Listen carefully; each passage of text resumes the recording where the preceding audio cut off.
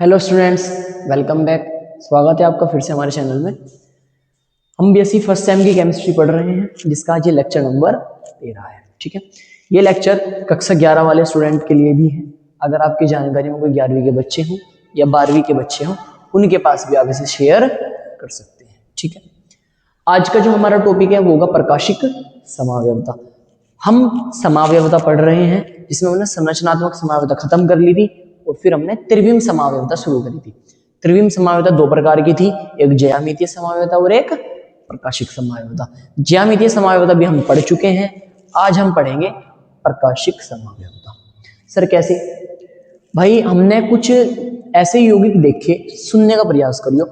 हमने कुछ ऐसे यौगिक देखे जिनका अणुसूत्र समान था, संरचना सूत्र समान था, जिनके भौतिक और रासायनिक गुण भी समान हो सकते हैं या थे, परंतु उनका जब लाइट के सापेक्ष देखा गया, जब उन्हें लाइट, उनके ऊपर लाइट डाल के देखी गई, तो लाइट की रिस्पेक्ट में उनका जो व्यवहार था वो अलग था।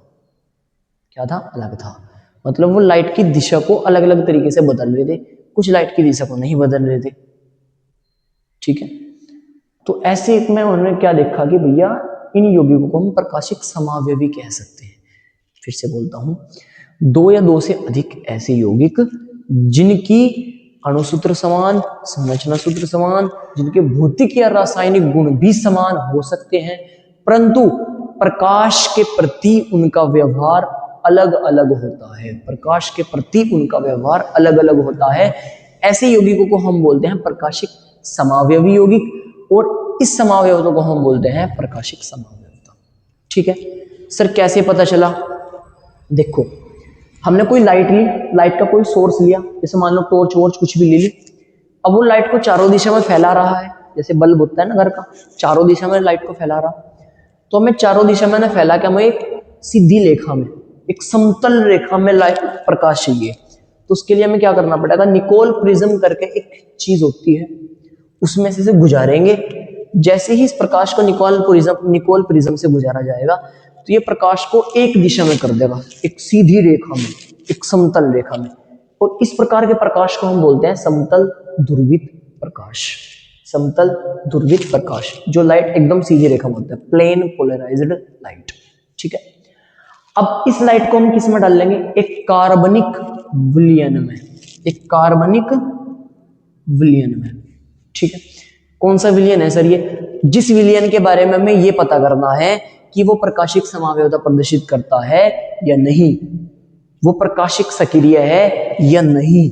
प्रकाशिक सक्रिय से मतलब कि वो जो यौगिक है वो लाइट की दिशा को बदल रहा है या नहीं, लाइट के प्रति वो कुछ व्यवहार दिखा रहा है या नहीं। मान लो वो सीधी रेखा में चल रहा था, लाइट सीधी रेखा में चल रही थी, हमने से में एक कोई विलयन होगा उसमें डाला और वो एकदम सीधा निकल गया, ऐसी ही रेखा में प्रकाश, कोई प्रभाव नहीं पड़ा प्रकाश पे, तो वो हो जाएगा प्रकाशिक असक्रिय। किसने? तो भाई लाइट पर कोई प्रभाव नहीं डाला। और प्रकाशिक असक्रिय यौगिक प्रकाशिक समावयवता प्रदर्शित नहीं करते। ठीक है, अब बाय चांस हमने इसमें एक ऐसा विलयन डाल दिया जिसने प्रकाशिक सक्रिय था, जो प्रकाशिक सक्रिय था मतलब जिसने इसकी दिशा को बदल दिया, इस लाइट की दिशा को बदल दिया। पहले सीधा चल रहा था, अब या तो वो घड़ी की दिशा में चल रहा है यानी कि क्लॉकवाइज, या फिर उसने उसे रोटेट कर दिया, बदल दिया एंटी क्लॉकवाइज, घड़ी की विपरीत दिशा में। ठीक है, कि भैया उसने क्लॉकवाइज कर दिया या एंटी क्लॉकवाइज कर दिया। अब इसने प्रकाशिक सक्रिय मतलब है कि भैया इस यौगिक ने इस प्रकाश की दिशा को बदल दिया। अब दिशा दो तरीके से बदली जा सकती है, एक तो घड़ी की दिशा में, एक तो घड़ी की दिशा में यानी कि क्लॉकवाइज, क्लॉकवाइज यानी कि राइट डायरेक्शन में। अब राइट को क्या बोलते हैं? दाईं ओर, हिंदी में बोलते हैं दाईं ओर, दाईं ओर। ठीक है, और जो लाइट को राइट डायरेक्शन में यानी कि क्लॉकवाइज बदल देता है, उस यौगिक को हम बोलते हैं डेक्स्ट्रो रोटेटरी। हिंदी में बोले डेक्स्ट्रो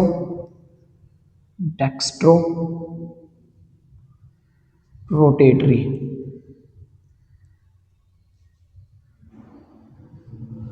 ठीक है, बोल रहा हूं मैं, आपको उम्मीद है आवाज आ रही होगी। आप लिख लीजिए, राइटिंग मेरी थोड़ी ऐसी ही है। डेक्स्ट्रो रोटेटरी, डेक्स्ट्रो से आएगा भाई यहाँ, डेक्स्ट्रो रोटेटरी।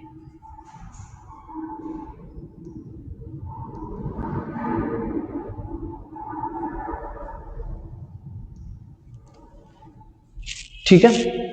अब एक ऐसा हो सकता है जिसने घड़ी के विपरीत दिशा में मोड़ा हो, anti clockwise. Anti clockwise, anti clockwise मतलब घड़ी की विपरीत दिशा, यानी कि लेफ्ट साइड में। कौन सी साइड में? लेफ्ट साइड में। तो ऐसे यौगिकों को हम बोलते हैं लीवो रोटेटरी। क्या बोलते हैं? Levorotatory, levorotatory. Sir इतना बड़ा नाम याद रखना है क्या मैं? Dextrorotatory, levorotatory? नहीं, आपकी इच्छा है रखना चाहो रख लो, लेकिन उनका शॉर्ट तरीका है, डेक्स्ट्रो रोटेटरी को हम स्मॉल डी से प्रदर्शित करते हैं और लीवो रोटेटरी को स्मॉल एल से प्रदर्शित करते हैं। ठीक है, इसका प्रदर्शित करने का तरीका और है, डेक्स्ट्रो रोटेटरी को हम प्लस से भी प्रदर्शित करते हैं और लीवो रोटेटरी को हम माइनस से भी प्रदर्शित करते हैं। ठीक है, अब ये सर कहानी होगी, अभी ध्यान से सुनना, एक बार और मैं बताता हूँ। हमने लाइट ली जो अलग अलग दिशा में जा रही थी, उसे निकोल प्रिज्म से गुजारा और इस निकोल प्रिज्म ने लाइट को एक दिशा में कर दिया, सिर्फ एक ही दिशा में लाइट चल रही है। ऐसी लाइट को हम बोलते हैं समतल ध्रुवित प्रकाश, प्लेन पोलराइज्ड लाइट। अब इस लाइट को हमने एक कार्बनिक विलयन में डुबाया, एक कार्बनिक विलयन में घेरा इस लाइट को। अब दो कंडीशन देखने को हमें मिली, एक कि इस विलयन ने इस लाइट की दिशा को नहीं बदला, इस लाइट की दिशा को नहीं बदला, तो ऐसा यौगिक तो हो गया प्रकाशिक असक्रिय, कि मतलब ये प्रकाशिक समावेता प्रदर्शित नहीं करने का। लेकिन एक ऐसा विलयन आ गया जिसने इसकी दिशा को बदल दिया, इस लाइट की दिशा को बदल दिया। अब अगर जिसने बदल दिया उसे हम बोलते हैं प्रकाशिक सक्रिय यौगिक। लेकिन अगर उसने उसे क्लॉकवाइज बदला, क्लॉकवाइज मतलब राइट साइड, राइट साइड मतलब दाईं ओर, तो उस यौगिक को, ये जो यौगिक है इसे हम बोलेंगे डेक्स्ट्रो रोटेटरी। डेक्स्ट्रो रोटेटरी या स्मॉल डी या प्लस एल या स्मॉल प्लस, ठीक मतलब प्लस, सॉरी।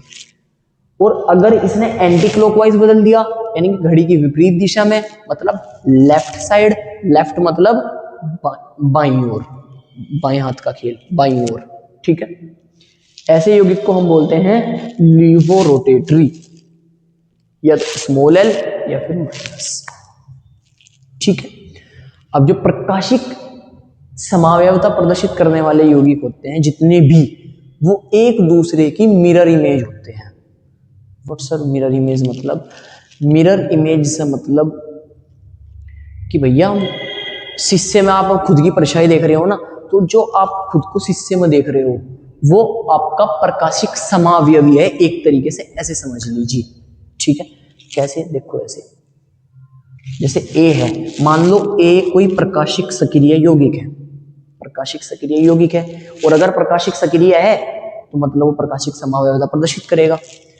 तो और जो प्रकाशिक समावयवता प्रदर्शित करेगा उसका कुछ ना कुछ समावयवी तो होगा, तो वो इसकी मिरर इमेज होगा, यानी कि इसी के जैसे दिखने वाला होगा जब ये मिरर में देखेगा ऐसे। ठीक है, अच्छे से देखो, मान लो ये सी है, तो सी की मिरर इमेज कैसी होगी? सी की मिरर इमेज ऐसी होगी। तो ये एक दूसरे की मिरर इमेज होती है। आज के लिए इतना ही काफी है। ठीक है, मिलते हैं नेक्स्ट लेक्चर में, और नेक्स्ट लेक्चर में हम बहुत अच्छे तरीके से इसे समझने वाले का प्रयास करेंगे। ठीक है, आज के लिए सिर्फ इतना ही कि प्रकाशिक सक्रिय क्या होते हैं और प्रकाशिक असक्रिय क्या होते हैं, कौन से यौगिक प्रकाशीय समावयवों को प्रदर्शित करते हैं। तो भैया प्रकाशिक सक्रिय करते हैं, प्रकाशिक असक्रिय नहीं करते। प्रकाशिक सक्रिय करते हैं वो लाइट को या तो राइट डायरेक्शन में भेज देंगे या लेफ्ट डायरेक्शन में भेज देंगे। अगर राइट में भेजते हैं तो उन्हें डेक्स्ट्रो रोटेटरी बोल देंगे, और अगर लेफ्ट में भेजते हैं तो उन्हें लीवो रोटेटरी बोल देंगे। ठीक है।